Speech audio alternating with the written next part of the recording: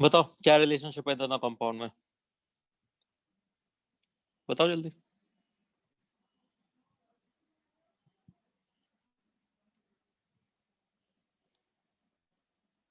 तो देखो कैसे करोगे, तो देखो जिस पहले तो सबसे पहले देखो आइसोमर है क्या, आइसोमर तो है, स्ट्रक्चर फॉर्मूला भी सेम है, मतलब स्टीरियो आइसोमर्स ही है ना। तो अब आपको पता करना है क्या होगा, या तो एनेंटियोमर्स हो सकते हैं, आइडेंटिकल हो सकते हैं, डायस्टीमर हो सकते हैं, है ना। दो कायरल कार्बन का केस है, अनसिमेट्रिकल है, तो तीन बन सकते हैं इसमें से। तो अब देखो ये वाला जो कायरल कार्बन है, जो फर्स्ट यहाँ पे दिखाई दे रहा है, वो ये कायरल कार्बन है, यहाँ पे इस तरह से दिखा रखा है ना। इन दोनों को देखो, इन दोनों के कॉन्फ़िगरेशन में क्या डिफरेंस है, सिमिलरिटी है ना। और ये वाला जो कायरल कार्बन है वो कहाँ पर है, ये वाला कायरल कार्बन ये रहा आपका, है ना। इन दोनों में कंपेयर करके देखना है क्या है। तो देखो सबसे अच्छा तरीका इसमें तो RS ही है ना, क्योंकि इसमें बहुत ज्यादा चेंज कर रखा है ग्रुप को, है ना। पहले पूरा आपको 180 डिग्री से घुमाना पड़ेगा, फिर ग्रुप्स के चेक करना पड़ेगा घुमा के, तो इतना सब करने की जरूरत नहीं, सीधा RS निकाल दो, है ना। ये RS कर पाओगे आप तो इस क्वेश्चन को इजीली। तो बस RS निकाल दो सबका, बताओ क्या क्या आएगा, वो तो इस RS कॉन्फ़िगरेशन में। तो सबसे पहले ही बता दो इस वाले कार्बन का क्या कौन सा कॉन्फ़िगरेशन है, बोलो। एस।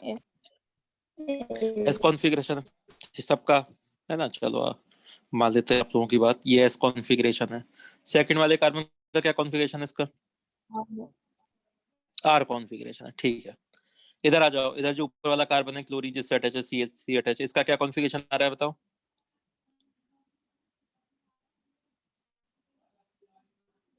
क्या आएगा, आर, ठीक है। अच्छा, और सेकंड वाले कार्बन का क्या कॉन्फ़िगरेशन आ रहा है इसका, आर। आर। ठीक है, ठीक है। तो देखो अब आपको देखना किस किस में, इस कार्बन और इस कार्बन पे देखो, तो इन दोनों का कॉन्फ़िगरेशन सेम है, तो एक कायरल कार्बन का कॉन्फ़िगरेशन सेम है दोनों में, ठीक है। दूसरे वाले कायरल कार्बन को देखोगे तो इसका कॉन्फ़िगरेशन डिफरेंट है, तो एक का कॉन्फ़िगरेशन सेम, एक का डिफरेंट, तो क्या रिलेशनशिप होता है बोलो, क्या डायस्टीरियोमर। रिलेशनशिप है दोनों में।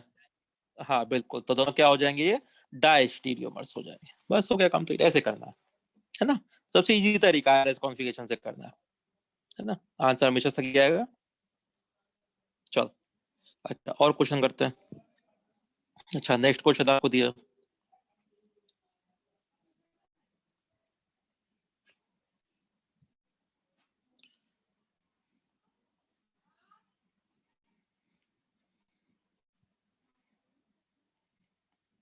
बताओ इन दोनों में क्या रिलेशनशिप है बोलो।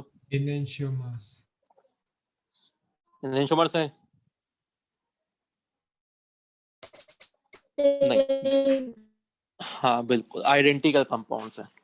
आइडेंटिकल कंपाउंड्स मिरर इमेज तो है, पर मिरर इमेज किसका है, मीजो कंपाउंड का मिरर इमेज है।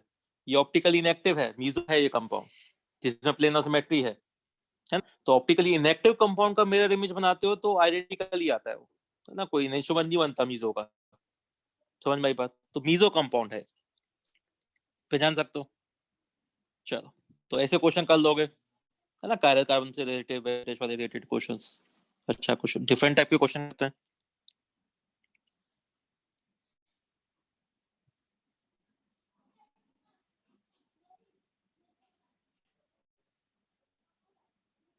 बोलो इन दोनों में क्या रिलेशनशिप है बताओ, बताओ। हाँ आइडेंटिकल है, क्यों आइडेंटिकल है, क्योंकि मिरर इमेज दिखाई दे रहा है, और mirror image meso compound, optical inactive compound है ना, ऑप्टिकल इनेक्टिव कंपाउंड का मिरर इमेज बना के दिखाया जाएगा तो आइडेंटिकल ही है, वो सेम ही है। बस वो घुमा के लिख दिया, ऐसे पलट के लिख दो इसको, बस क्या फर्क पड़ता है, सेम ही कंपाउंड तो रहेगा, कुछ अलग कंपाउंड थोड़ी ना है, ठीक है ना। तो ऑप्टिकल इनेक्टिव कंपाउंड है। चलो तो ये बताओ,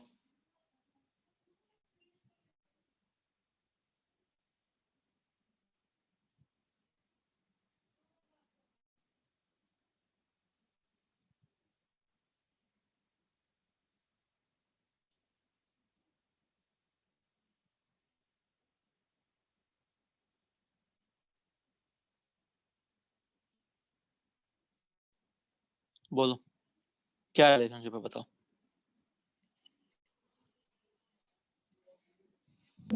इनैंशियोमर।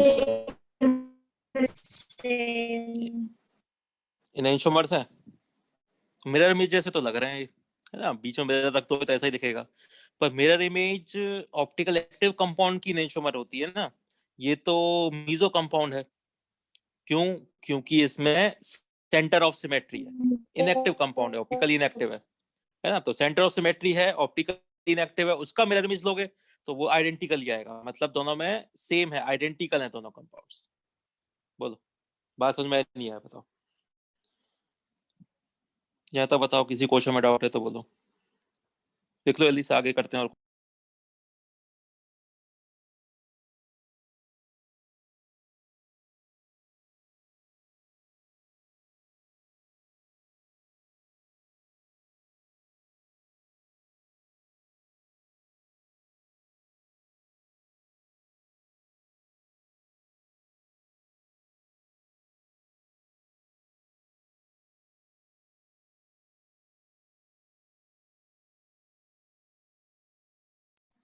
हो गया?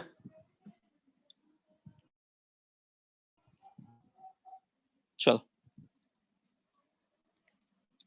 नेक्स्ट क्वेश्चन बताओ। नेक्स्ट क्वेश्चन है आपके लिए,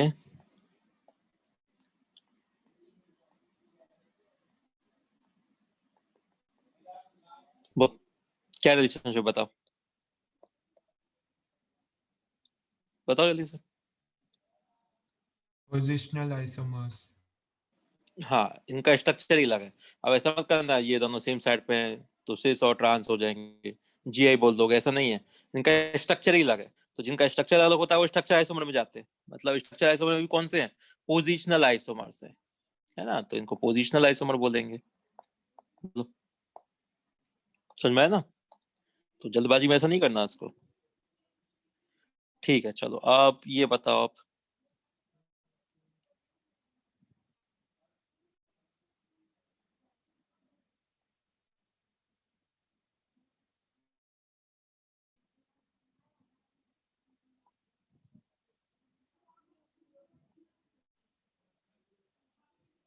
बोलो, बताओ दोनों में क्या रिलेशनशिप है, बोलो,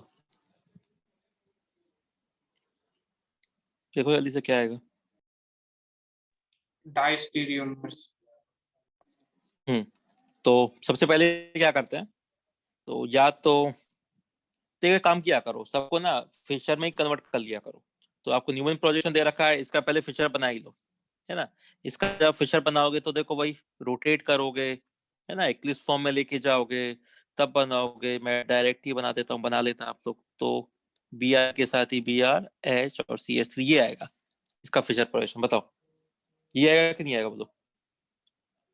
है ना, रोटेट करके लेके जाओ और फिर बना लो जैसा दिखता जाए। अब इन दोनों में कंपेयर कर लो तो देखो, दिख रहा होगा एक कार्बन सेम है और एक पर कॉन्फ़िगरेशन चेंज है। तो एक सेम और एक डिफरेंट होता है तो क्या बोलते हैं उन्हें? Dash tumour. तो डैश ट्यूमर हो जाएगा। ठीक है, समझ में आ गया? चलो और क्वेश्चन करते हैं। और क्वेश्चन है ऐसा,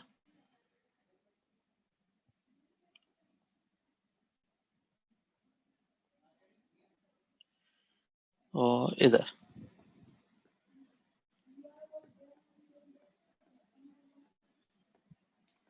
बोलो क्या रिलेशनशिप, बताओ इनमें।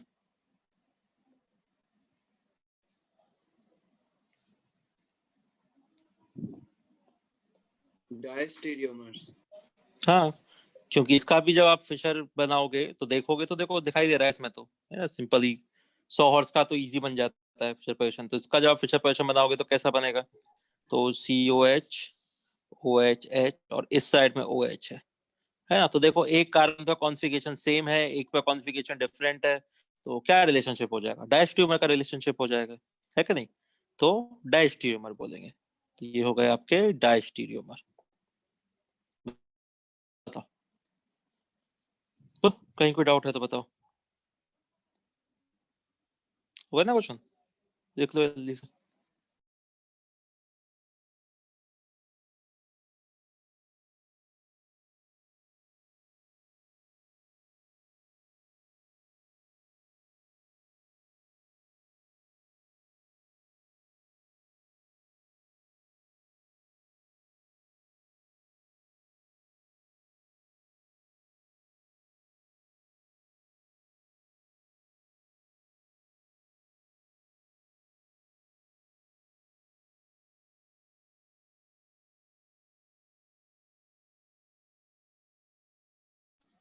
हो गया, चलो। अच्छा, नेक्स्ट क्वेश्चन बताओ।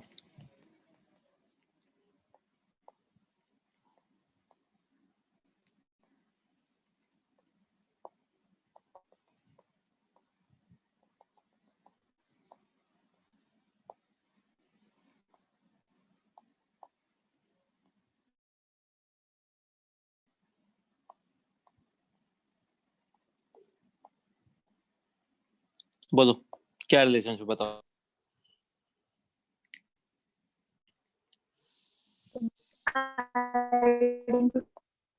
Diastereomers. तो इसका फिशर बना लेते हैं पहले। तो इसका जब फिशर बनाओगे तो CH3 इधर आएगा HBr, है ना। H के साथ H है, Br के साथ Br और CH3 है। तो वो सेम ही टाइप का तो दिख रहा है फिशर प्रोजेक्शन इसमें दोनों में, है क्या नहीं। तो सेम ही कंपाउंड है, आइडेंटिकल ही है दोनों। और वैसे भी मीजो कंपाउंड है, मीजो कंपाउंड में, है ना, या तो डायस्टियो में बन सकता है या आइडेंटिकल हो सकता है। और क्योंकि सेम ही कॉन्फ़िगरेशन है तो ऑब्वियस बात है ये तो सेम ही है, आइडेंटिकल ही है, तो सेम कंपाउंड को रिप्रेजेंट कर रहा है। ठीक है ना, बता सकते हो ऐसे। चलो, अच्छा तो ये बताओ फिर।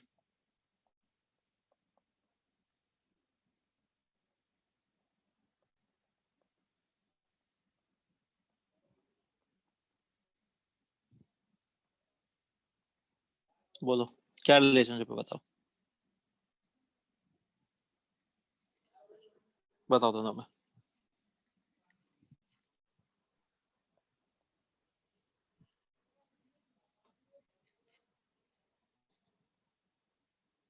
बोलो जल्दी से, क्या बोलोगे ना। GI. GI कैसे होगा, GI तो कोई शो भी नहीं कर सकता। एक ही कारण पे दो डिफरेंट ग्रुप हैं, दूसरे पे कहाँ है। तो GI तो होगा ही नहीं कभी भी, इनमें से कोई भी GI शो नहीं कर सकता। तो कैसे बोल सकते हो GI,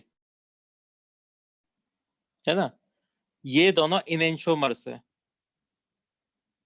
क्यों है, क्योंकि एक ही कायरल कार्बन है। अरे यही कार्बन, इकलौता ही कार्बन तो है जो कायरल है। और एक कायरल कार्बन पे केवल दो ही कॉन्फ़िगरेशन होते हैं, है ना। तो एक पे वेज और डैश दिखाई दे रहा है, दूसरे पे डैश पे और वेज पे आ रहा है, तो इंटरचेंज कर दिया ना आपको। तो एक इंटरचेंज करने पे उसका एनेंशियोमर ही तो बनता है, और क्या बनता है ना। आपको ये मिरर इमेज जैसे तो नहीं दिखाई दे रहे हैं, देते मिरर इमेज जैसे। इसको पलट दो सेकंड वाले कंपाउंड को, देखो जैसे इसको पलटो कैसे, वही ऐसे उल्टा पलट के दो इसको, तो कैसा दिखाई देगा, ये भी तो ऐसे Br और H दिखाई देगा। देखो बन गया मिरर इमेज। हाँ, मिरर इमेज है दोनों एक दूसरे के, है क्या नहीं। तो सेकंड वाले को पलट के देख लो, मिरर इमेज जैसा दिखाई देगा। नहीं तो आपको पता है इंटरचेंज ही तो किया है आपने, तो एक कायरल कार्बन है जिस पे आपने इंटरचेंज कर दिया उसको, तो इनेंशियोमर ही बनेगा, कैसे भी करो सेम ही आंसर आएगा। बोलो, समझ में आ गया ना। तो एक कायरल वाला कार्बन हमेशा ऑप्टिकल एक्टिव होता है और दो ही कॉन्फ़िगरेशन होते हैं, है ना। इसमें कोई मीजो वीजो नहीं होता है। चलो ये बताओ।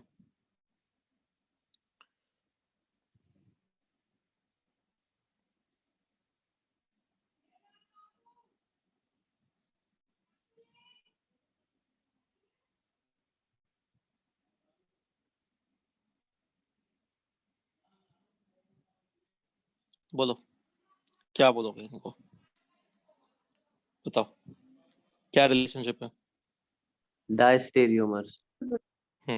बिल्कुल, है ना। हाँ, ये दोनों डायस्टीरियोमर्स हैं। डायस्टीरियोमर में भी अगर स्पेशली पूछा जाए कौन से डायस्टीरियोमर है, तो ज्योमेट्रिकल आइसोमर्स है ना। तो डायस्टीरियोमर ही बोलो, कोई दिक्कत नहीं है, दोनों डायस्टीरियोमर्स है, या फिर ज्योमेट्रिकल, एक सिस है और एक ट्रांस है। ठीक है ना, ऐसे कर सकते हो। चलो देखो, आगे चलते हैं फिर। सर 15 नंबर का एक बार वापस बता दो ना। 15 नंबर में वापस क्या है, दोनों सेम ही तो आ रहे हैं, दोनों सेम नहीं है ये दोनों, बताओ। ये एक ही प्रोजेक्शन, एक जैसा नहीं दिख रहा आपको ये? तो सेम ही सर वो कंपाउंड तो हो गया, क्या होगा। उसका फिशर किसका, प्रोजेक्शन कैसे है? वो वेज अच्छा और डैश। फिशर प्रोजेक्शन, अरे बताया तो था। यहाँ पे जैसे पॉइंट ऑफ रेफरेंस मानो इसको, देखो दो प्लस बनाओ, CH ऊपर दिखाई दे रहा है, राइट साइड पे H है, लेफ्ट साइड पे Br है। पहला कार्बन तो ऐसे लिख सकते हो, वेज पे H है, वेज पे ये H है, तो H के साथ H आ गया, डैश पे दोनों Br है तो Br के साथ Br आ गया, क्या दिक्कत है, सिंपल ही तो है। बोलो, सर वो एच लेफ्ट साइड को है आएगा ना। ना। वेज पे ही है ना, कहीं भी लिखो, लेफ्ट लिखो राइट लिखो। अब मैं इसको देखो ऐसे बनाऊं, एक बात बताओ मुझे, मैंने यहाँ पे एच और यहाँ पे बी आर बनाया है अभी, है ना। अगर मैं इसको ऐसे बनाता नहीं, कि मैं इधर इसको ऐसे वेज बना दूं और इधर डैश बना दूं, तो कोई फर्क पड़ेगा क्या? बताओ, रहेगा तो वेज और डैश ही ना। बोलो, क्या ही फर्क पड़ने वाला है उससे? ठीक है तो ठीक है सर। चलो, हो गया कंप्लीट, आगे चलना है, देख लिया सबने?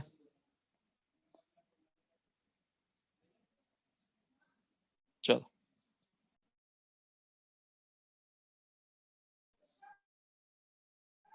ये वाला क्वेश्चन बताओ फिर आप, एक थोड़ा बड़ा सा क्वेश्चन ले लेते हैं ना, छोटे छोटे क्वेश्चन तो गए। 80 नंबर में ये बताओ मुझे आप, ब्रोमीन या क्लोरीन लगा देते हैं या फ्लोरीन लगा देते हैं, यहाँ पे CH3 लगा देते हैं और इसको इथाइल कर देते हैं, चलो, है ना। तो ये फर्स्ट कंपाउंड है, ठीक है। ऐसा ही मैं एक सेकंड कंपाउंड बनाता हूँ।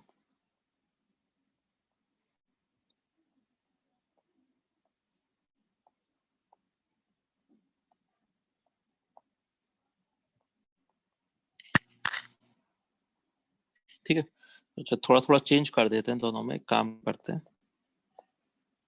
इसको डैश पे लगाते हैं फ्लोरीन को, ठीक है। अब चलो और कंपाउंड ले ले बनाते हैं इसमें, बताते हैं, ले लिए आप लोग साथ में, है ना।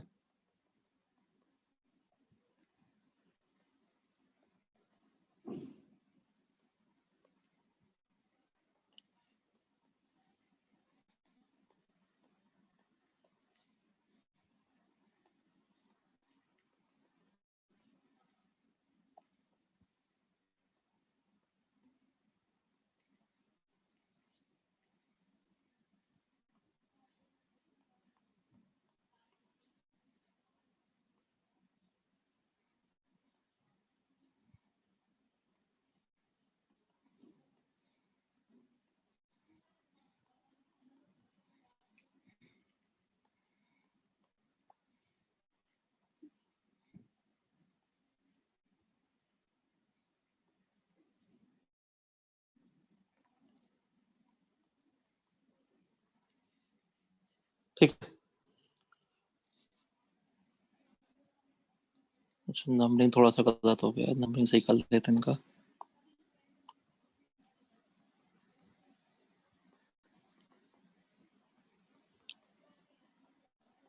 ठीक है, तो 6 कंपाउंड्स हैं आपके पास, अब आपको इन सब में रिलेशनशिप बताना है आपस में, है ना। तो बताना स्टार्ट करो जल्दी जल्दी, है ना। जैसे मैं पूछता हूँ, आप खुद से लिखते हैं ना, 1 और 2 में क्या रिलेशनशिप है ना। 1 और 3, 1 और 4, 1 और 5, इस तरह से 1 और 6, ठीक है। ये हो, इसके बाद फिर 2 से स्टार्ट हो जाओ, 2 और 3, 2 4, 2 5, 2 6, ठीक है ना। इसी तरह से फिर 3 4, 3 5, 3 6। चलो बनाओ जल्दी जल्दी, बनाते हो जल्दी जल्दी, देखो क्या क्या रिलेशनशिप है। 4 5, 4 6, और सबसे लास्ट में 5 6। बताओ, सबके बारे में रिलेशनशिप फाइंड आउट करना है आपको, देखो क्या क्या आंसर आएगा। बना दो जल्दी से कॉपी में।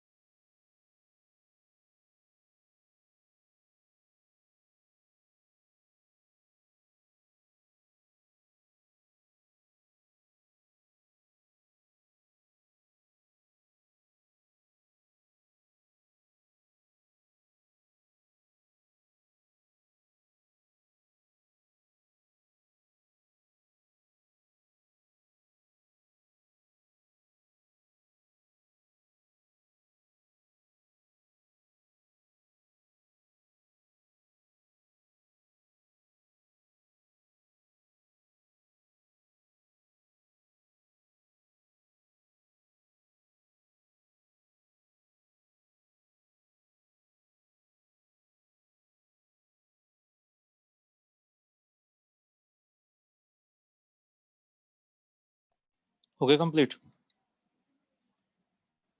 चलो तो बताओ, बोलो क्या क्या रिलेशनशिप है, बताओ।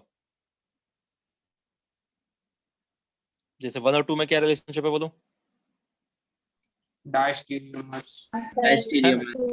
बिल्कुल। तो देखो 4 कायरल कार्बन है इनमें, है ना? तो स्ट्रक्चर तो सबका सेम है, बस कॉन्फ़िगरेशन अलग अलग है ना? 6 के 6 स्ट्रक्चर्स में। तो सब आपके आइसोमर्स तो हैं, सब ऑप्टिकल आइसोमर्स ही हैं। अब आपको ये देखना है कॉन्फ़िगरेशन कैसे। तो देखो आपको पता है अगर सारे सेम होंगे कॉन्फ़िगरेशन तो आइडेंटिकल है, तो सारे सेम तो किसी में भी नहीं है ना? तो आइडेंटिकल वाला तो कोई केस बन ही नहीं रहा है। अब या तो सारे के सारे डिफरेंट हो कॉन्फ़िगरेशन, सब एक दूसरे के डिफरेंट हो तो इनएंटियोमर बनेगा, और उसके अलावा जितने भी कॉम्बिनेशन है वो सब आपके कैसे होंगे, डायस्टियोमर होंगे। तो केवल आपके 2 ही कॉम्बिनेशन है, एक आपका 3 और 4 वाला इनएंटियोमर है ना? और एक आपका हो गया 5 और 6 वाला इनएंटियोमर है। तो 3, 4 और 5, 6 को छोड़ के जितने भी हैं वो सब आपके क्या है, वो सब एक दूसरे के डायस्टिरियोमर ही है ना? तो सब डायस्टिरियोमर है ना? किसी पे एक सेम है, किसी पे 2 सेम है, या कि 2 चेंज है, एक चेंज है, इसी टाइप से।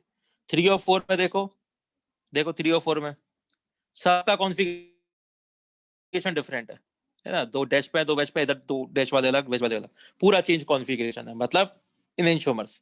इसी तरह 5 और 6 है, देखो, है ना? तो क्यों यही तो इनएंटियोमर्स हैं, बाकी सब एक दूसरे के डायस्टीरियोमर है। बोलो, बात समझ में नहीं आया, बताओ। कहीं कोई डाउट है तो बोलो इसमें।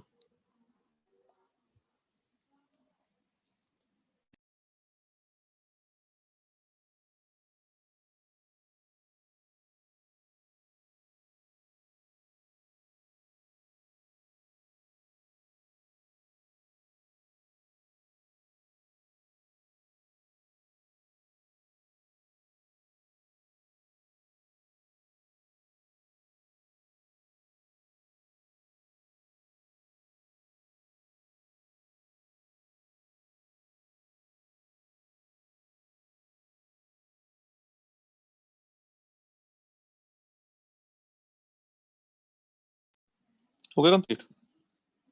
आगे चले? चलो, अच्छा चलो नेक्स्ट क्वेश्चन बताओ। अह,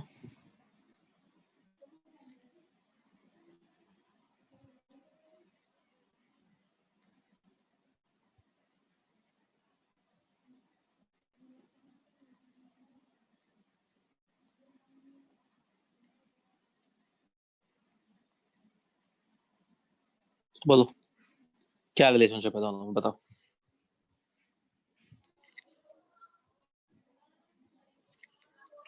बोलो जल्दी से, क्या बोलोगे ना? अच्छा ये तो पता है ना, बाइसेक्लो कंपाउंड है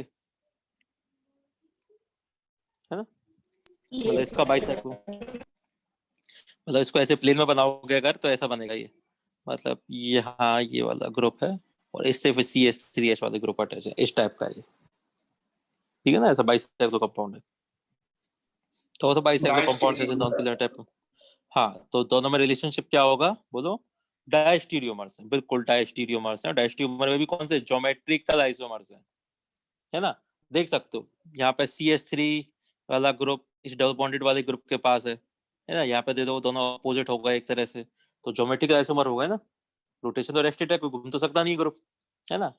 तो डिस्टेंस अलग अलग हो गया, तो ऑब्वियसली बात क्या बोलोगे इनको, ज्योमेट्रिक आइसोमर मतलब डायस्टीरियोमर। ठीक है, समझ में आ गई बात? तो डायस्टीरियोमर्स।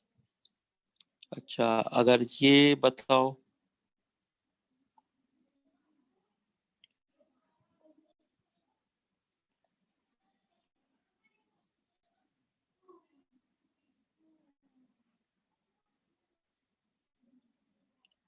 अच्छा इसमें बताओ क्या रिलेशनशिप है, बोलो।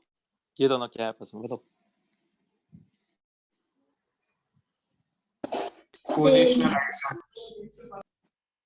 पोजीशन किसका अलग है, पोजीशन तो सेम ही है, स्ट्रक्चर सेम है दोनों का, तो क्या बोलोगे? अच्छा मिरर इमेज जैसा है क्या? मिरर इमेज जैसा नहीं लग यस रहा है कि सर। मिरर इमेज हो? Yes sir. तो मिरर इमेज मतलब क्या होनी चाहिए फिर ये? enantiomers, नहीं, ये सेम कंपाउंड आइडेंटिकल है। मिरर इमेज तो है, पर mirror image optical inactive compound का है। अरे प्लेन ऑफ सिमेट्री है इसमें। इसको ऐसे देखो, ये ऐसा कंपाउंड है, यहाँ पे डबल बॉन्ड है ना, यहाँ पे ये वाला ग्रुप है जिसमें एक CH3 और H वाला ग्रुप है। तो देखो इसको पूरे को ऐसे टू इक्वल पार्ट में डिवाइड कर सकते हो। देखो ऐसे ऊपर से ऐसे CH3 आधा, H आधा, डबल बॉन्ड हाफ और ये वाला ग्रुप हाफ। देखो पूरा टू इक्वल पार्ट में डिवाइड कर पा रहे हो आप, तो ऊपर से काट रहे हो, है ना। तो प्लेन ऑफ सिमेट्री है ना। प्लेन ऑफ सिमेट्री मतलब optical inactive. Optical inactive compound का मिरर इमेज बनाओगे तो क्या बनेगा? आइडेंटिकल, सेम ही तो है। बोलो, समझ में नहीं आया? बता। Yes sir. है ना, समझ में आ गया ना किस तरह से? तो बस इस तरह से करना है आपको। अच्छा, तो ये वाला क्वेश्चन बताओ। जहाँ ब्रोमीन लगाते हैं, यहाँ CH3 और यहाँ CH3, है ना। थोड़ा ध्यान से देखना है इनको। इधर वाले पे बीच में ब्रोमीन लगाते हैं, यहाँ CH3 लगाते हैं और यहाँ CH3 लगाते हैं। बताओ क्या रिलेशनशिप है? बोलो।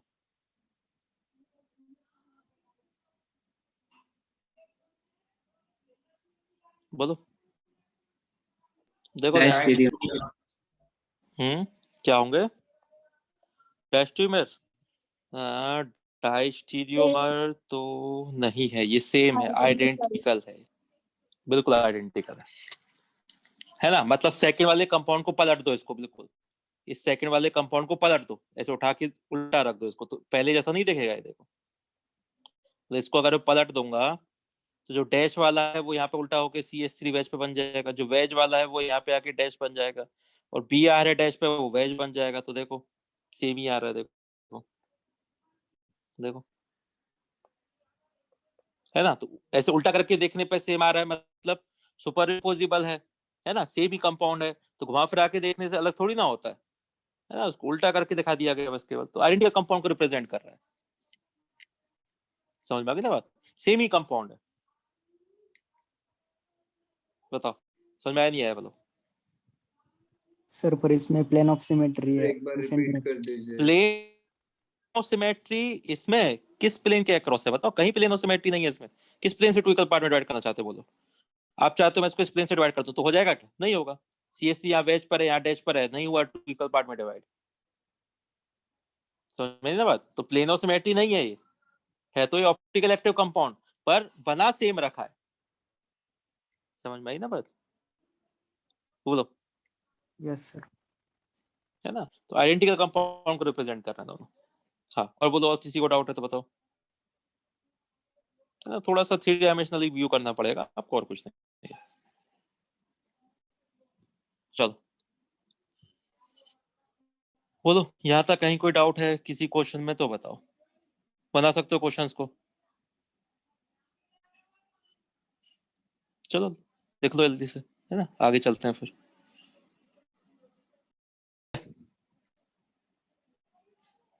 चलो, अच्छा, एक लास्ट क्वेश्चन का और आंसर देना है आपको, है ना।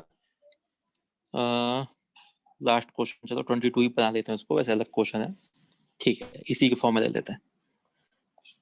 तो CH3 OH OH OH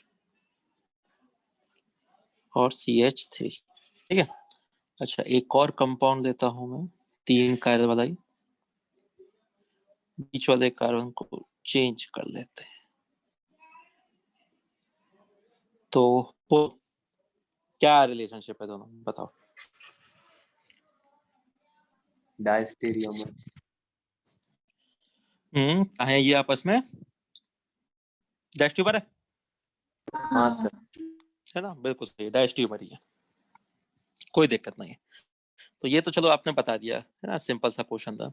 अब मुझे बताओ कि ये दोनों कंपाउंड ऑप्टिकली एक्टिव हैं क्या? देखो, ये जो पहला कंपाउंड है उसमें भी प्लेन ऑफ सिमेट्री है ना, 3 कार्बन है, प्लेन ऑफ सिमेट्री, मतलब ये मीजो है, ऑप्टिकली इनएक्टिव है। सेकंड वाले कंपाउंड को देखोगे उसमें भी प्लेन ऑफ सिमेट्री है, उसमें भी टू इक्वल पार्ट में डिवाइड हो जाएगा, वो भी मीजो है। मतलब दो ऑप्टिकली इनएक्टिव कंपाउंड्स है। क्या है दोनों? ये भी ऑप्टिकली इनएक्टिव है और ये भी ऑप्टिकली इनएक्टिव है ना? तो दोनों ऑप्टिकली इनएक्टिव कंपाउंड आपस में ऑप्टिकल आइसोमर हो सकते हैं क्या?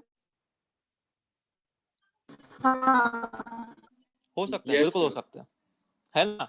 तो देखो, जो शुरू से हम लोग कहते हैं कि optical active compounds optical isomers होते हैं, ऐसा जरूरी नहीं है। ऑप्टिकल इनएक्टिव कंपाउंड भी ऑप्टिकल आइसोमर होते हैं, बल्कि दो ऑप्टिकली इनएक्टिव कंपाउंड भी आपस में ऑप्टिकल आइसोमर्स हैं, है ना? इसमें पहले वाला कंपाउंड भी इनएक्टिव है, दूसरा भी इनएक्टिव है, दोनों के दोनों ही इनएक्टिव कंपाउंड्स हैं, फिर भी ऑप्टिकल आइसोमर्स हैं। इनके लिए तो लाइट का बिहेवियर भी डिफरेंट नहीं है, दोनों के लिए लाइट का बिहेवियर भी सेम है ना? दोनों ही लाइट के प्लेन को किसी भी डायरेक्शन में रोटेट नहीं करते हैं, फिर भी क्या है, दोनों ऑप्टिकल आइसोमर्स कहलाते हैं, है ना? तो मैं शुरू में बोला था डेफिनेशन में, है ना, कि जरूरी नहीं है कि हमेशा लाइट का बिहेवियर डिफरेंट ही हो। यहाँ देखो, दोनों के लिए लाइट का बिहेवियर सेम है, फिर भी क्या है, दोनों फिर भी ऑप्टिकल आइसोमर्स हैं। ठीक है ना? तो दो ऑप्टिकल इनएक्टिव कंपाउंड भी क्या हो सकते हैं, आपके ऑप्टिकल आइसोमर्स हो सकते हैं, पर कंडीशन क्या है? कंडीशन ये है कि इनका कोई ना कोई आइसोमर ऑप्टिकल एक्टिव होना चाहिए। हाँ, तो होगा ना, 3 कार्बन के और भी केस बनेंगे जो ऑप्टिकल एक्टिव होंगे, तो कोई ना कोई ऑप्टिकल आइसोमर ऑप्टिकल एक्टिव है ना? तो मीजो वाली फॉर्म्स के लिए आप कह सकते हो ऐसा कि दो इनएक्टिव कंपाउंड आपके ऑप्टिकल आइसोमर्स हो सकते हैं। समझ में आई बात?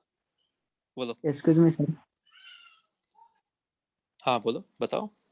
सर आपने जो पिछले कुछ एग्जांपल किए थे वहाँ पे भी ऐसे दो कंपाउंड थे कि जिसमें प्लेन ऑफ सिमेट्री प्रेजेंस था और दोनों ऑप्टिकली इनएक्टिव हाँ, थे, पर फिर भी हमने उसको सेम लिखा था। वो मीजो कंपाउंड का मिरर इमेज था। इसका पहले वाले का अगर मैं मिरर इमेज बनाऊं, इसका अगर मैं मिरर इमेज बनाया मैंने, तो वो आइडेंटिकल होगा। मैंने बोला था कि ऑप्टिकली इनएक्टिव कंपाउंड का मिरर इमेज आइडेंटिकल होता है। इसका मिरर इमेज बना लो, आइडेंटिकल होगा। सेकंड वाले का मिरर इमेज आइडेंटिकल होगा, पर ये दोनों कंपाउंड तो आपस में मिरर इमेज नहीं है ना। बताओ, है क्या हाँ दोनों?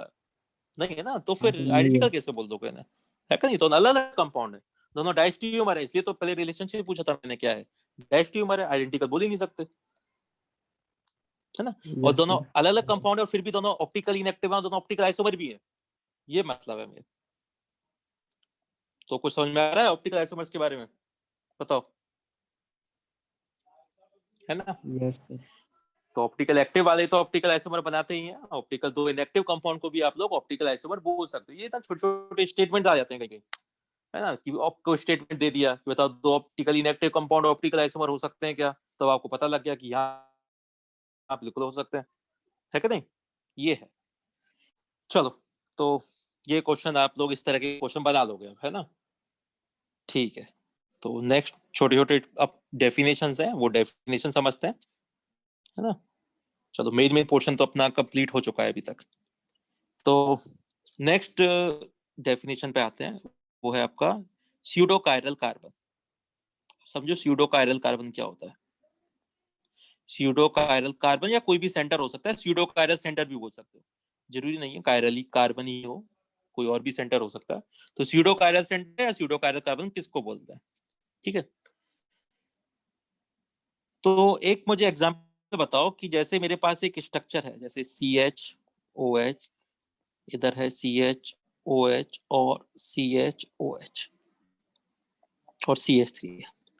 बताओ, मैं आपसे क्वेश्चन पूछूं कि इसमें कितने कायरल सेंटर हैं या कितने कायरल कार्बन हैं, तो क्या बोलोगे? बताओ, क्या आंसर आएगा?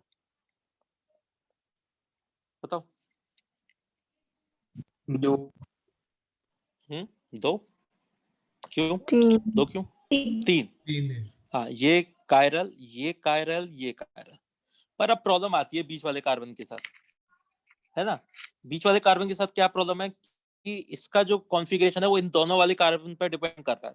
मतलब पहले वाले कार्बन का कॉन्फ़िगरेशन R होगा, दूसरे का भी R होगा, तो बीच वाला कार्बन कैसा हो गया? अकायरल हो गया। बोलो, होगा कि नहीं होगा? है ना? yes है ना?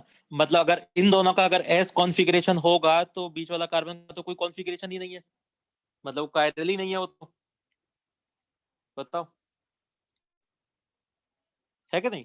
हाँ, इन दोनों में से किसी का एक का R एक का S होगा तो बिल्कुल, अब बीच वाला कार्बन कैसा हो गया, अब ये कायरल है मतलब कैसा हो जाएगा, अब दो कॉन्फ़िगरेशन शो कर सकता है।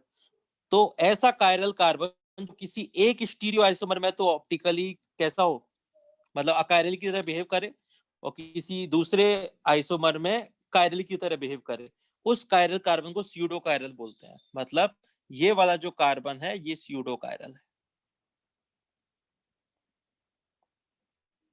बात समझ में आया स्यूडो कायरल का मतलब? बोलो, बताओ। है ना? तो देख सकते हो, देखो एक स्टीरियो आइसोमर में तो कायरल है ना, और एक स्टीरियो आइसोमर में कायरल है, तो किसी में कायरल किसी में कायरल, तो ऐसा जो कायरल कार्बन होता है उसको बोलते हैं स्यूडो कायरल। और स्यूडो कायरल कार्बन पहचानना बहुत आसान है, देख सकते हो आप लोगों ने ऊपर से देख के पहचान लिया था, है ना? कॉन्फ़िगरेशन पर डिपेंड करेगा बाकी दो कार्बन के पे। तो सिमेट्रिकल टाइप के जो स्ट्रक्चर होते हैं ना उनमें बनते हैं स्यूडो कायरल, उसमें होते हैं। तो जैसे मैं इसको और थोड़ा सा एक्सप्लेन करूं, जैसे ऐसे फिशर प्रोजेक्शन बना के अगर आप एक्सप्लेन करना चाहो, तो जैसे फर्स्ट कॉन्फ़िगरेशन की मैं बात करूं, OH OHH, तो इन तीनों का कॉन्फ़िगरेशन बताओ मुझे जरा, कोई बताएगा क्या कॉन्फ़िगरेशन है? बोलो, तीनों कार्बन का कॉन्फ़िगरेशन बता दो मुझे, बताओ। पहले वाले का S। हाँ, तो देखो ऊपर वाले का S और देखो नीचे वाले का R कॉन्फ़िगरेशन है ना? तो S और R कॉन्फ़िगरेशन है, तो बीच वाला कार्बन तो देखो कायरल है। अब कायरल है मतलब ये वाला कार्बन तो कायरल हो गया ना, तो ये वाला कार्बन कायरल है, देखो, ठीक है। अगर मैं ऐसा एक कंपाउंड बनाता, देखो जिसमें क्या होता कॉन्फ़िगरेशन, ऐसा कॉन्फ़िगरेशन होता है। इसको क्या कर देते, इसको चेंज कर देता है ना? तो देखो इसका कॉन्फ़िगरेशन क्या हो गया, ऊपर वाले कार्बन का S कॉन्फ़िगरेशन है और नीचे वाले का भी मैंने S कर दिया, चेंज कर दिया, तो अब ये वाला जो कार्बन है ये कैसा हो गया, ये वाला कार्बन अकायरल हो गया। देख सकते हो ना, क्योंकि ऊपर नीचे दोनों टाइप सेम टाइप के ग्रुप हो गए, तो अकायरल हो गया। तो इस वाले कायरल कार्बन को या इस वाले कार्बन को क्या बोलेंगे हम लोग, स्यूडो कायरल, जो किसी एक स्टीरियो आइसोमर में कायरल और किसी एक स्टीरियो आइसोमर में या डिफरेंट स्टीरियो आइसोमर में अकायरल की तरह बिहेव करता है। तो ऐसा chiral carbon pseudo chiral carbon कहलाता है। बात समझ में आ गई? यही बोलो, अभी भी कोई डाउट है तो बताओ, समझ सकते हो ना इसको, है ना? अच्छा देखो पहला वाला स्ट्रक्चर, देखो पहला वाला स्ट्रक्चर कैसा है, मीजो है ना, है कि नहीं, बताओ, बोलो पहला वाला जो कंपाउंड मैंने लिखा है वो मीजो है कि नहीं है, मीजो है ना वो। और देखो इसमें तीनों कार्बन कायरल है, सबसे ऊपर वाला भी कायरल है, सेकंड वाला भी कायरल है, थर्ड भी कायरल है, तीनों कार्बन कायरल है, फिर भी पूरा पूरा मॉलिक्यूल कैसा है, ऑप्टिकली इनएक्टिव है ना, क्योंकि प्लेन ऑसिमेट्री है इसमें। और प्लेन ऑसिमेट्री क्या देख सकते हो, ऊपर वाले कार्बन का कॉन्फ़िगरेशन S, नीचे वाले कार्बन का configuration R, internal compensation cancel out कर पा रहा है, देख सकते हो ना इसको। तो देखो मीजो कंपाउंड है फर्स्ट। चलो वो सब आपको पता है पहले से, तो स्यूडो कायरल कार्बन के बारे में लिख लेते हैं जल्दी से। तो देखो क्या है, carbon atom which is chiral in one stereo isomer while achiral in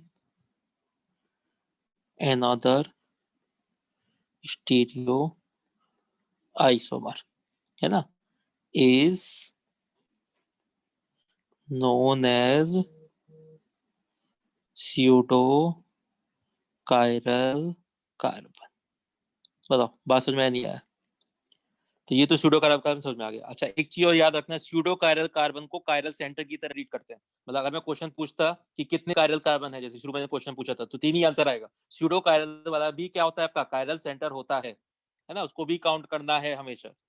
तो लिख लो इस पॉइंट को भी, इंपॉर्टेंट पॉइंट है क्या, pseudo chiral carbon is also considered as chiral centre, है ना, तो कायरल सेंटर की तरह ट्रीट किया जाता है, ये भी कायरल सेंटर है। चलो देखो जल्दी से।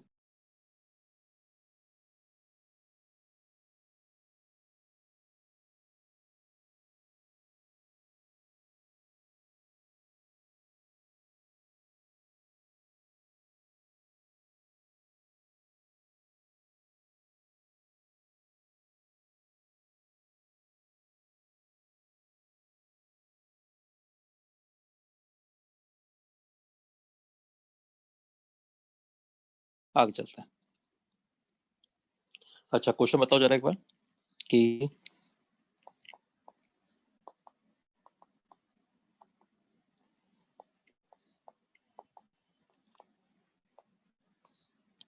बताओ कितने कायरल कार्बन है इस मॉलिक्यूल में, बोलो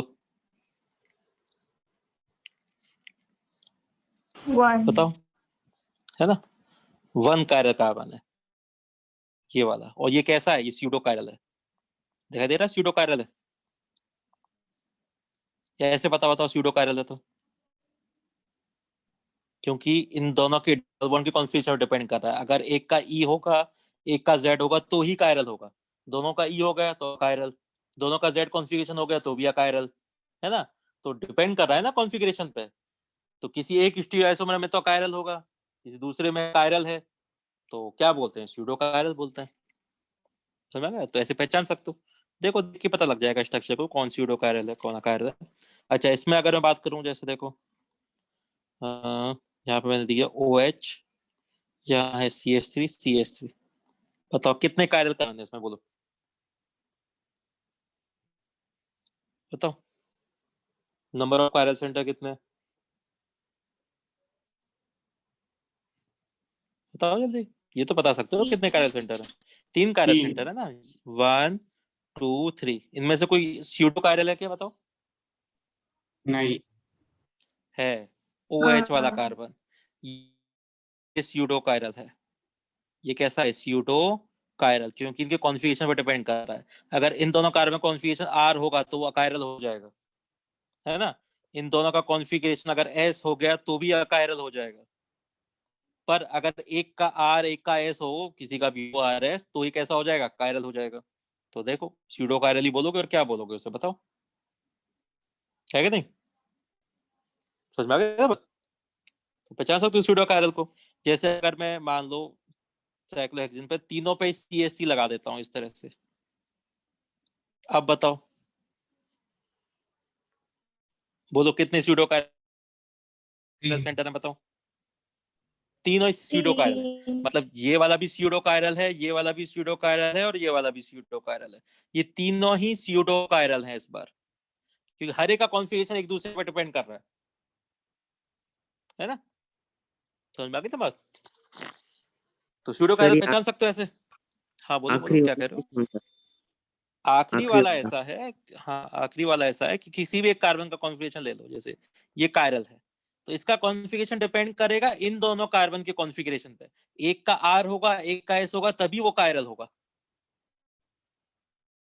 नहीं अगर दोनों का सेम टाइप का कॉन्फ़िगरेशन है, जैसे मान लो दोनों का RR कॉन्फ़िगरेशन है, तो कायरल हो सकता है क्या, बताओ ऊपर वाला, नहीं हो सकता, सर यहाँ समझ पे में आई ना बात, तीनों एक दूसरे पे डिपेंड कर रहे हैं, तो किसको फिक्स लेके चलेंगे?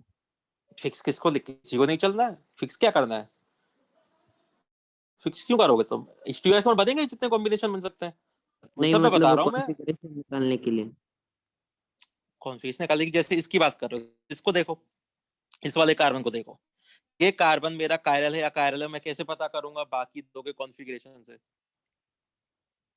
दोनों का सेम है तो अकायरल, और दोनों का डिफरेंट है तो कायरल, तो ये स्यूडो कायरल हो गया, इसी तरह से इस सेकंड वाले को देखो, ये वाला कार्बन देखो, ये वाला कार्बन देखो, इस कार्बन का कॉन्फ़िगरेशन भी इन दोनों पर डिपेंड करेगा, दोनों का R होगा तो अकायरल हो जाएगा, किसी एक का R एक का S होगा तो कायरल हो जाएगा, तो तीनों ही स्यूडो कायरल एक्चुअली में, ठीक है ना, हाँ सर। चलो तो ये तो हो गया स्यूडो कायरल की बात, है ना, जो डेफिनेशन देखो जल्दी से, और आगे चलते हैं फिर।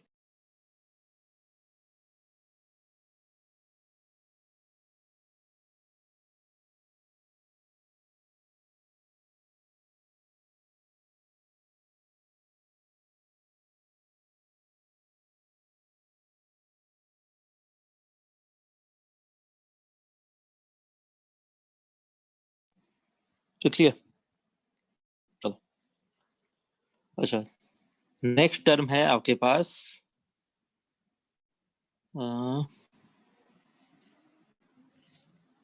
स्टीरियोजेनिक सेंटर, है ना? स्टीरियोजेनिक सेंटर की बात करते हैं कि स्टीरियोजेनिक सेंटर किसको बोलते हैं, या स्टीरियोजेनिक पार्ट भी बोल देते हैं, कहीं के लिखा हुआ था, या स्टीरियोजेनिक एरिया भी बोल सकते हो, एरिया वगैरह ज्यादा यूज नहीं करते हो। स्टीरियोजेनिक सेंटर या स्टीरियोजेनिक पार्ट हम लोग जनरली यूज करते हैं, है ना? तो स्टीरियोजेनिक सेंटर या स्टीरियोजेनिक पार्ट क्या होता है वो डिफाइन करते हैं। तो बताओगे क्या होता है स्टीरियोजेनिक पार्ट? ये बोलो। तो देखो, मॉलिक्यूल का कोई भी ऐसा पार्ट या कोई भी ऐसा सेंटर जो स्टीरियो आइसोमेरिज्म शो कर सकता हो। स्टीरियो आइसोमेरिज्म का मतलब है या तो ऑप्टिकल या ज्योमेट्रिकल, ओ आई या जी आई में से कोई भी एक शो कर रहा है, तो उस पार्ट या सेंटर को या उस एरिया को हम लोग स्टीरियोजेनिक बोलते हैं। ठीक है ना? तो लिख लो जल्दी से, सिंपल सा डेफिनेशन है, any part in a molecule which can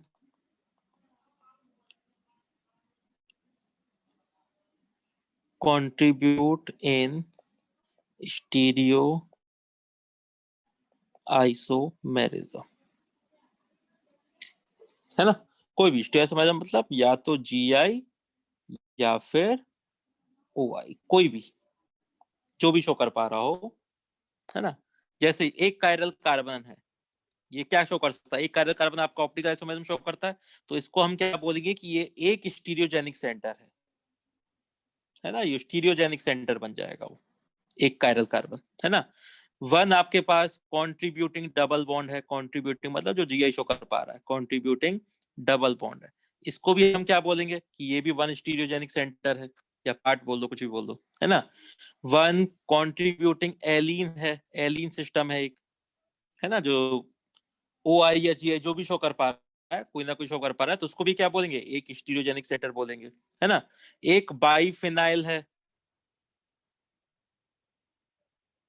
ना? बाइफिनाइल सिस्टम, ट्राइफिनाइल सिस्टम है, पूरा सिस्टम, है ना? जो या तो ओ आई शो कर रहा है या जी आई शो कर रहा है, तो उसको भी हम क्या बोलेंगे? इसको भी हम स्टीरियोजेनिक सेंटर बोलेंगे या स्टीरियोजेनिक पार्ट बोल सकते हो।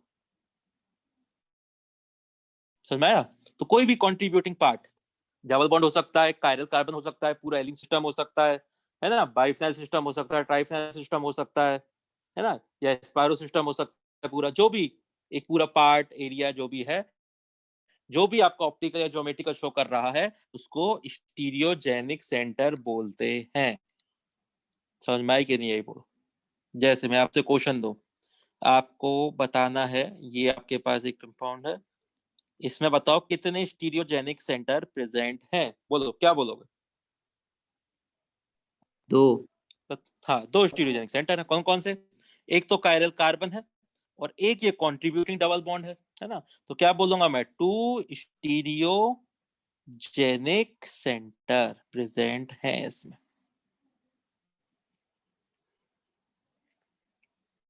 ठीक है? अच्छा, इसी तरह से ये बताओ,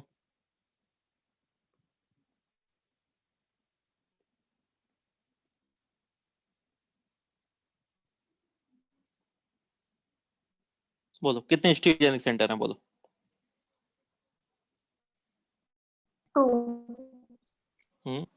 तो देखो, एक कायरल टू। कार्बन, दूसरा कायरल कार्बन, और ये डबल बॉन्ड जो जी शो कर सकता है, तो तीन स्टीरियोजेनिक सेंटर हो गए, तो थ्री सेंटर हो गए, है ना? तो थ्री स्टीरियोजेनिक सेंटर है इसमें। बोलो, समझ में आ गया ना बात? बताओ, कहीं कोई डाउट? चलो देखो, जल्दी से आगे चलते हैं फिर।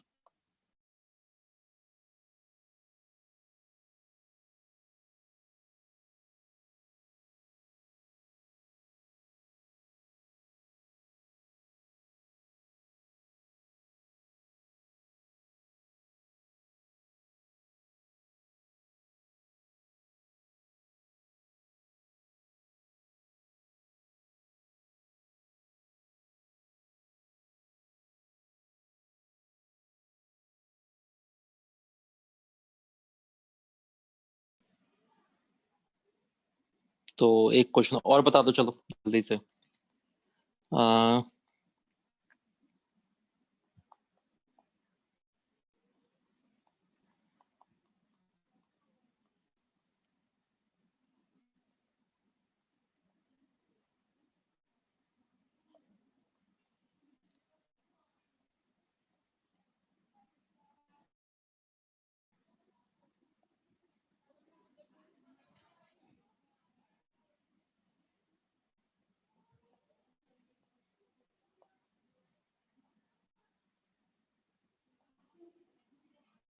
बताओ 6. कितने स्टीरियोजेनिक सेंटर हैं इसमें, बोलो। तो क्या बोलोगे, तो देखो एक कायरल कार्बन है स्टीरियोजेनिक सेंटर, एक डबल बॉन्ड स्टीरियोजेनिक सेंटर, ये इवन नंबर एलिन सिस्टम जो ऑप्टिकल आइसोमरिज्म शो कर सकता है ना, और ये कायरल कार्बन भी है ना, और एक ये बाइफिनाइल सिस्टम पूरा जो ऑप्टिकल आइसोमरिज्म शो कर सकता है ना। तो ये आपके पास स्टीरियोजेनिक सेंटर है। तो 1 2 3 4 5, तो 5 स्टीरियोजेनिक सेंटर हो गए। बोलो समझ में आ रही नहीं आ रही बात, बताओ। है ना, कॉन्ट्रीब्यूटिंग। तो या तो ऑप्टिकल शो करे या जीआई शो करे, जो भी पार्ट है वो सबको स्टीरियोजेनिक सेंटर बोलते हैं, सिंपल सी टर्म है। अच्छा, इसी के जैसी ना एक कंफ्यूजिंग टर्म और होती है stereo centre.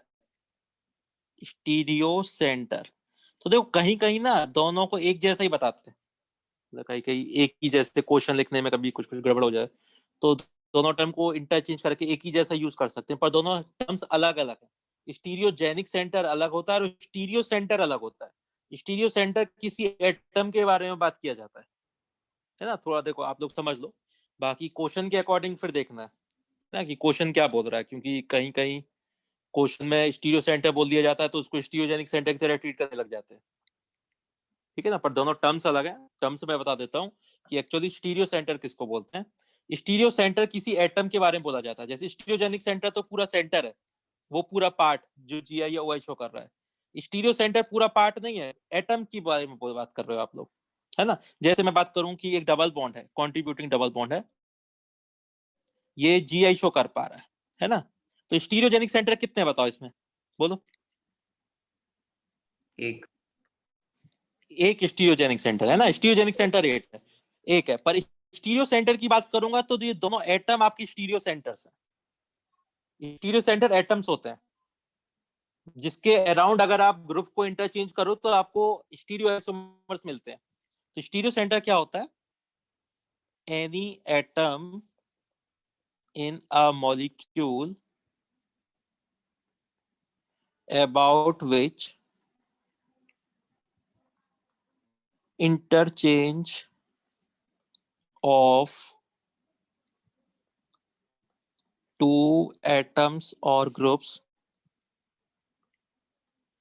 gives its stereo isomers। मतलब अगर मैं बात करूं, जैसे क्या था, जैसे यहाँ पे CH3 और H है, यहाँ पे H और CH3 है ना। तो ये वाला कार्बन जो है वो स्टीरियो सेंटर है। तो क्या करूं, इस कार्बन पे जो दो ग्रुप या एटम अटैच है उनको आपस में इंटरचेंज कर दूं। तो अगर मैं इसको इंटरचेंज कर दूंगा, जैसे H यहाँ लिख दूं, मैं CH3 को यहाँ लिख दूं, तो बताओ मुझे स्टीरियो आइसोमर मिला है कि नहीं मिला है, बोलो बताओ। मिला है ना, है सर। स्टीरियो आइसोमर मिल गया ना मुझे, तो इस एटम को क्या बोलूंगा मैं, इस एटम को स्टीरियो सेंटर बोलूंगा, है ना। इसी तरह से मैं दूसरे वाले पे भी ये काम कर सकता था। दूसरा वाला एटम है ना, तो क्या करूं, इस दूसरे वाले एटम पे मैं इंटरचेंज कर दूं ग्रुप्स और एटम्स को। तो चलो दूसरे वाले कार्बन पे इंटरचेंज कर देते हैं, पहले वाले पे तो एज इट इज है। दूसरे वाले पे CH3 यहाँ लिख दूं, H यहाँ लिख दूं। तो बताओ मुझे इंटरचेंज करने पे मुझे स्टीरियो आइसोमर मिला है कि नहीं मिला है, तो क्या बोलेंगे, तो स्टीरियो सेंटर, दो स्टीरियो सेंटर है इसके पास। समझ में आया बात, बताओ, है ना। तो ये बेसिक डिफरेंस है दोनों टर्म। अच्छा, कायरल कार्बन तो स्टीरियोजेनिक सेंटर भी एक ही होता है, स्टीरियो सेंटर भी एक ही होता है। तो कायरल कार्बन पे कोई दिक्कत नहीं है क्योंकि कार्बन एक ही है, वो एक ही एटम है। तो स्टीरियोजेनिक सेंटर भी एक ही होगा, स्टीरियो सेंटर भी एक होगा। पर जहाँ पे जीआई शो करते हैं वहां पे दो हो जाएंगे, ऐसे दोनों एटम आपके स्टीरियो सेंटर बन जाएंगे। बताओ बात समझ में आया नहीं आया, बोलो, कहीं कोई डाउट है तो बताओ, है ना। तो ये आपके स्टीरियो सेंटर होता है। चलो देख लो, डेफिनेशन है, बेसिक्स है। सर हाँ जी बोलिए। सर वो ऊपर इवन नंबर ऑफ क्यूमिलेंस तो जीआई शो नहीं करेंगे। हाँ तो ओआई करते हैं ना, तो किसने बोला जीए करें? ओआई भी करेगा तो भी स्टीरियो सेंटर है। नहीं हाँ सर। है ना। सर वो अच्छा चलो, हाँ बोलो। सर वो डबल बॉन्ड है ऊपर वाले एग्जांपल में, वो भी शो करेगा ना? हाँ, कौन सा डबल बॉन्ड? लिख तो दिया डबल बॉन्ड। ये लास्ट वाला डबल बॉन्ड क्यों शो करेगा? दोनों एच है उसके पास, दोनों हाइड्रोजन होते हैं, तो कोई जे शो करता है क्या? हाँ सर, हाँ। है ना। अच्छा चलो, ये ऊपर वाले एग्जाम्पल कोई लो, मैं ऊपर वाला एग्जाम्पल ही आपको देता हूँ। इसमें मुझे बताओ, स्टीरियोजेनिक सेंटर तो 5 मिल गए आपको। अब मुझे ये बताओ इसमें स्टीरियो सेंटर कितने? ऊपर वाले एग्जाम्पल में बताओ कितने स्टीरियो सेंटर हैं, बोलो। 8। है ना। तो देखो स्टीरियो सेंटर काउंट करते हैं। देखो कायरल कार्बन एक स्टीरियो सेंटर है 1, ये कार्बन एटम दूसरा, ये तीसरा। एलिन के भी दोनों कार्बन स्टीरियो सेंटर है ना। ये कायरल कार्बन भी स्टीरियो सेंटर है।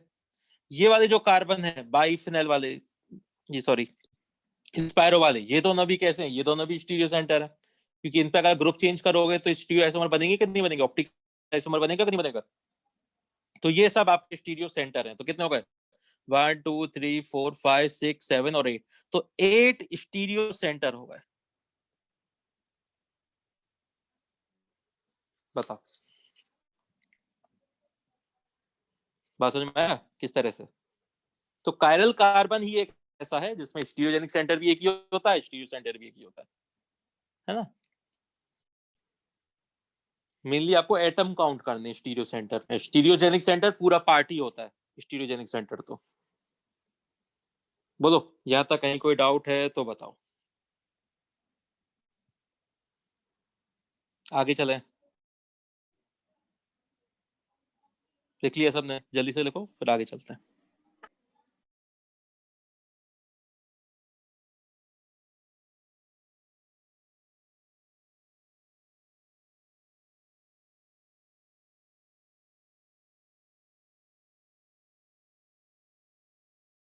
लास्ट में अभी एक और लास्ट कॉन्फ़िगरेशन था आपके पास, रिलेटिव कॉन्फ़िगरेशन पढ़ना है अब हमें, है ना। तो बाकी चीजें आप लोग समझ चुके हो।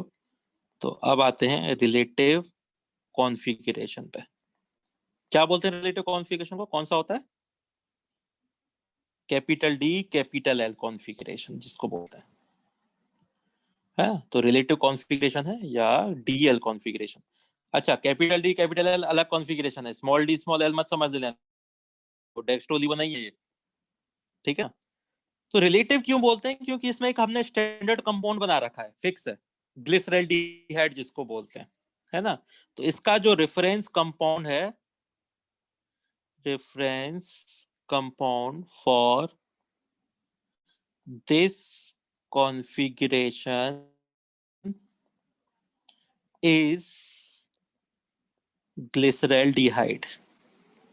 सबसे स्मॉलेस्ट कार्बोहाइड्रेट होता है ना।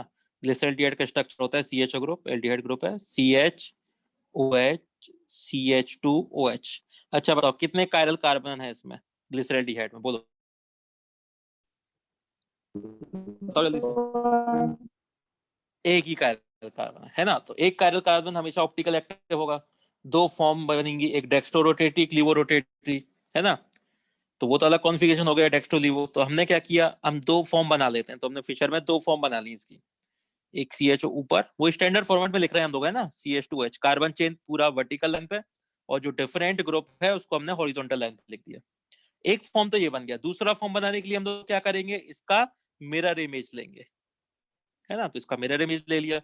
तो मिरर इमेज लोगे तो क्या बन जाएगा, CHO ग्रुप इस साइड आ जाएगा OH H, और ये आ गया CH2OH, ये बन गया, है ना। तो दो फॉर्म बन गई। अब इसमें से हमने क्या किया, हमने एक फॉर्म को, ये वाली जो फॉर्म है जिसमें OH राइट साइड पे है, इस वाली फॉर्म को हमने खुद बता दिया कि डी फॉर्म है, ऐसे मान लिया है ना। ये वाली फॉर्म दिया डी, क्योंकि मैं ऐसे नहीं कि डेक्स्ट्रोलीवो है, तो खुद इसको कॉन्फ़िगरेशन दे दिया कैपिटल डी कॉन्फ़िगरेशन। तो इसको हम बोलते हैं डी ग्लिसरॉल्डिहाइड, के बेसिस पे इस फिशर प्रोजेक्शन में OH की रिलेटिव पोजीशन पे अगर ये राइट साइड पे आता है OH तो इसको कैपिटल डी बोलते हैं, है ना। और अगर OH आपका लेफ्ट साइड पे है फिशर प्रोजेक्शन में तो इसको हम क्या बोलेंगे, इसको कैपिटल L बोलेंगे। तो ये बन गया एल ग्लिसरॉल डिहाइड। बताओ, बात समझ में आई नहीं है, बोलो समझ में आ गया। तो OH की रिलेटिव पोजीशन की फिशर पोजीशन में OH की रिलेटिव पोजीशन कहां पर है, राइट साइड में तो वो कैपिटल डी कॉन्फ़िगरेशन है और लेफ्ट साइड में तो वो कैपिटल L कॉन्फ़िगरेशन है, ठीक है। और इसका कैपिटल डी का डेक्स्ट्रो रोटेटरी और लीवो रोटेटरी से कोई लेना देना नहीं है ना। डेक्स्ट्रो हो भी सकता है, नहीं भी हो सकता है ना, हमें नहीं पता। तो वो पॉइंट भी लिख लो। तो लिख लो there is no relationship between, there is no link between capital D and small D और capital L and small L. इनमें कोई रिलेशनशिप नहीं है, कोई लिंक नहीं है, कोई कुछ भी हो सकता है ना। वो तो केवल capital D capital L configuration कौन सा है, वो आपका रिलेटिव कॉन्फ़िगरेशन है ना। मतलब ग्लिसरॉल डिहाइड को हमने क्या मान लिया कि स्टैंडर्ड कंपाउंड मान लिया, उसमें पोजीशन राइट साइड पे OH की तो वो कैपिटल डी हो गया, लेफ्ट साइड पे तो कैपिटल L हो गया। अब बाकी इसके जैसे जितने भी कंपाउंड्स होंगे, है ना, मेनली कार्बोहाइड्रेट के लिए यूज करते हैं, कार्बोहाइड्रेट और अमीनो एसिड्स के लिए। तो उसमें OH की पोजीशन देख लो, OH की पोजीशन अगर राइट साइड में है तो कैपिटल डी हो जाएंगे सबके सब, लेफ्ट साइड में तो कैपिटल L, है ना। तो अब जनरली जो कॉन्फ़िगरेशन है वो मेनली कार्बोहाइड्रेट और अमीनो एसिड के लिए यूज करते हैं, तो लिख लो इसको भी। तो DL configuration is now used for carbohydrates and amino acids, है ना। और बेसिकली आपको बायोमोलिक्यूल पढ़ना भी है, आपके 12th का सबसे लास्ट टॉपिक में बायोमोलिक्यूल आता है ना, उसी का टॉपिक है बेसिकली है ना। क्योंकि आइसोमेरिज्म का पार्ट है तो हम लोग यहाँ पे कवर कर रहे हैं इसे, ठीक है ना। चलो देखो जल्दी से आगे चलते फिर।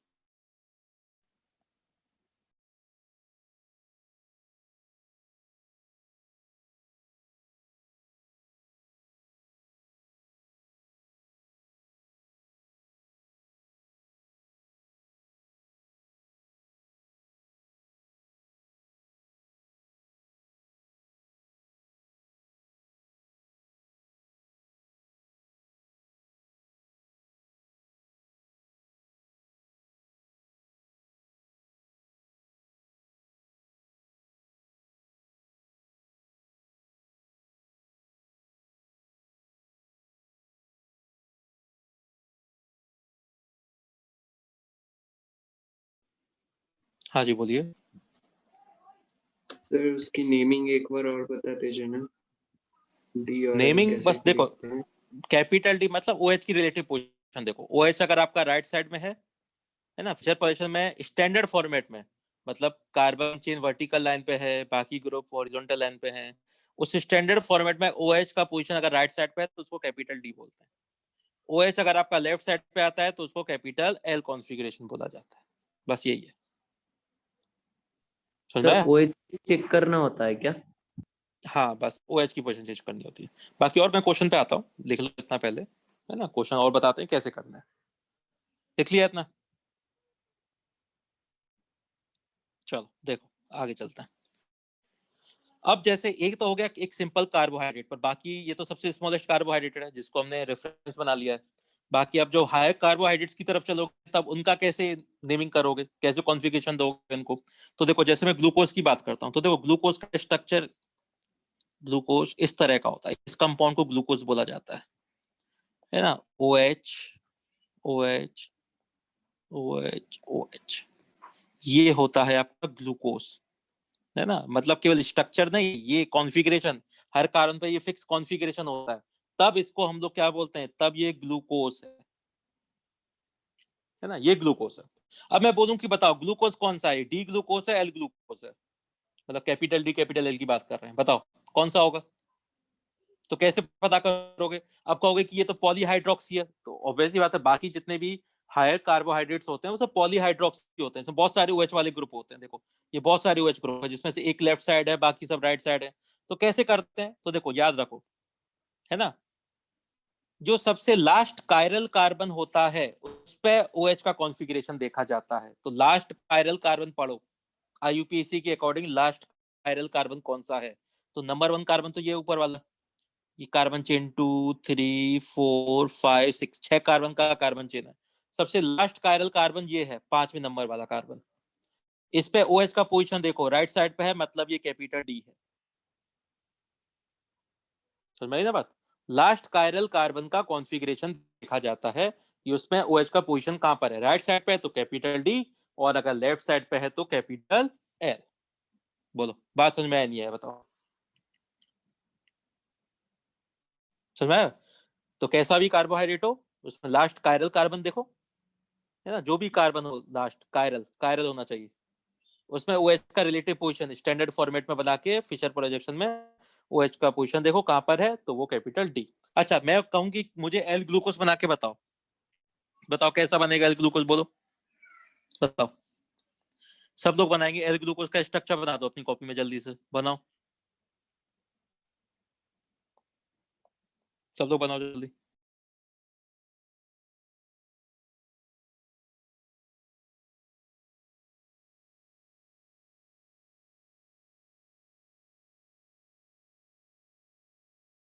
तो बताओ क्या बनाओगे, बोलो। सबसे ऊपर लिखूं मैं? सबसे ऊपर तो CHO ग्रुप आ जाएगा, है ना? और लास्ट में CH2OH ही रहेगा। अच्छा बताओ क्या करना है मुझे, बस केवल बोलो। L ग्लूकोज D ग्लूकोज मेरे पास लिखा हुआ है, L ग्लूकोज मुझे बनाना है, तो मुझे क्या करना होगा? बोलो, बताओ क्या करना है? मिरर लास्ट वाले कार्बन के हाँ, तो देखो, एक एक काम मत करना, बिल्कुल, है ना, कंफ्यूजिंग, कि केवल लास्ट वाले कार्बन को अगर मैं चेंज कर दूंगा, ठीक है, मैं केवल लास्ट वाले कार्बन को चेंज कर दिया और बाकी सबको एज इट इज रहने दिया, तो ये दोनों, हाँ, ये एल फॉर्म तो बन जाएगा, पर ये ग्लूकोज नहीं होगा। समझ में आई ना भाई? क्यों नहीं होगा? क्योंकि डी ग्लूकोज और एल ग्लूकोज आपस में इनेंशोमर्स है। इनमें रिलेशनशिप क्या है? इनेंशोमरिक का रिलेशनशिप है। जैसे D mirror glycerol D image ले एल ग्लिसरॉल डी, लेंगे। हाँ, तो आप मिरर इमेज ले लो, तो अब ऑटोमेटिकली OH लेफ्ट साइड पे आ जाएगा। तो पूरे का मिरर इमेज लेना होगा आपको, है ना? इस पूरे का मिरर लगाओ बीच में और इसका मिरर इमेज ले लो। तो याद रखना, ये कैपिटल डी कैपिटल एल ये सब मिरर इमेज होती है ना? Small D small L mirror image है, कैपिटल डी कैपिटल एल एक ही कंपाउंड का मिरर इमेज है ना? तो डी ग्लूकोज का एल ग्लूकोज बनाना है तो पूरे का मिरर इमेज बनाना पड़ेगा, केवल एक पे चेंज मत करना, है ना? पूरे का चेंज करोगे तो ऑटोमेटिकली देखो OH लेफ्ट साइड पे आ जाएगा, तो बन गया डी ग्लूकोज का एल ग्लूकोज। और ये एडवांस का क्वेश्चन था, है ना? 3-4 साल पहले एडवांस में क्वेश्चन आया हुआ है, इतना सिंपल, डी ग्लूकोज का था स्ट्रक्चर और एल ग्लूकोज पूछा गया था। सोचो कितना सिंपल क्वेश्चन, उसमें भी काफी लोगों ने गलत किया था, क्योंकि लास्ट आते आते बस नहीं याद रहता है कि OH की पोजीशन चेंज कर दो, जैसे अभी काफी लोगों ने किया होगा। तो ऐसा नहीं करना है, आपको पूरे का मिरर इमेज बनाना है। तो डी का एल बनाना है तो पूरा मिरर इमेज बना दो, है ना? तो आपका बन जाएगा डीएल कॉन्फ़िगरेशन। बताओ, बात समझ में आई नहीं आई? बोलो, है ना? याद रहेंगे ना पॉइंट अब तो बस इतना ही था आपका डीएल कॉन्फ़िगरेशन में। तो क्वेश्चन करने हैं, तो एक दो क्वेश्चन करते हैं, है ना? क्योंकि टाइम भी हो गया आप लोगों का थोड़ा ओवर, जल्दी से देख लेते हैं। Assign DL configuration. अच्छा, नेक्स्ट क्लास भी है क्या आप लोगों की किसी की? हाँ सर। अच्छा चलो यस ठीक है, सर। फिर एक ही क्वेश्चन करते हैं, है ना? क्योंकि देखो एक क्वेश्चन कर लेते हैं, क्योंकि आप फिर टीपीपी बना पाओगे। इस वीक में तो कोई क्लास है नहीं आपका, तो अब नेक्स्ट वीक में क्लास होगा, तो इतना टाइम तक क्या ही करोगे? तो एक डीपीपी बना लेना, तो उसमें कुछ क्वेश्चन है डीएल के, तो वो बना लो, इसलिए हम लोग थोड़ा सा बना रहे हैं इसको। तो मैं आपसे कहूं कि मुझे ये बताओ कि इसका कॉन्फ़िगरेशन क्या है, कैपिटल डी कैपिटल एल में से बोलो क्या कॉन्फ़िगरेशन होगा, बताओ। एल। एल। क्यों? अच्छा देखो, कब है सबसे पहला काम करना है, स्टैंडर्ड फॉर्मेट चेक करो, पूरा कार्बन चेन आपका वर्टिकल लाइन पे है क्या? बिल्कुल वर्टिकल लाइन पे कार्बन चेन है ना? बिल्कुल स्ट्रेट है, पहला नंबर कार्बन सबसे ऊपर है, लास्ट कार्बन सबसे नीचे है ना? OH राइट लेफ्ट साइड में है, तो बिल्कुल स्टैंडर्ड फॉर्मेट में लिखा गया है ये। उसके बाद देखो कि OH की पोजीशन कहाँ है रिलेटिव, लास्ट कायरल कार्बन ये रहा, OH लेफ्ट साइड पे है, मतलब ये एल कॉन्फ़िगरेशन है इसका। बात समझ में आया? ठीक है, तो पूरा स्टैंडर्ड फॉर्मेट में जैसे बनाते हैं, कार्बन चेन पूरा वर्टिकल लाइन पे, नंबर 1 कार्बन सबसे ऊपर, और फिर आपको चेक करना है कि लास्ट कायरल कार्बन पे OH का रिलेटिव पोजीशन कहाँ पे दिखाई दे रहा है, left side right side, left side पे तो L, राइट साइड पे तो D। ये होता है आपका DL कॉन्फ़िगरेशन। ठीक है, तो क्वेश्चन बताना है ना, तो होमवर्क दे देते हैं आपको जल्दी से। तो होमवर्क क्या है आप लोगों का, तो सुनो देखो, डीपीपी जो आपकी दो नेक्स्ट डीपीपी थी अपनी कहां तक हो गई थी, 8 और 9 हो गई थी ना, तो 10-11 डीपीपी बना लेना, है ना, चाहो तो 12 भी बना सकते हो, बन जाएगी, कोई दिक्कत नहीं है। तो 10-11 तो बना ही लेना, और टाइम मिले अगर बाद में कभी क्लास हो, जैसे मंडे के बाद, है ना, नेक्स्ट वीक में जैसे ही शेड्यूल हो, तो 12 भी डिस्कस कर लेंगे। तो 10-11 तो हम लोग करेंगे डिस्कस, 12 वीक चाहो तो कंप्लीट कर सकते हो। ठीक है, और मॉड्यूल के भी काफी सारा पार्ट बना सकते हो आप लोग, नेक्स्ट पार्ट बनाना स्टार्ट कर देना, है ना। तो ये आपका होमवर्क है, ठीक है।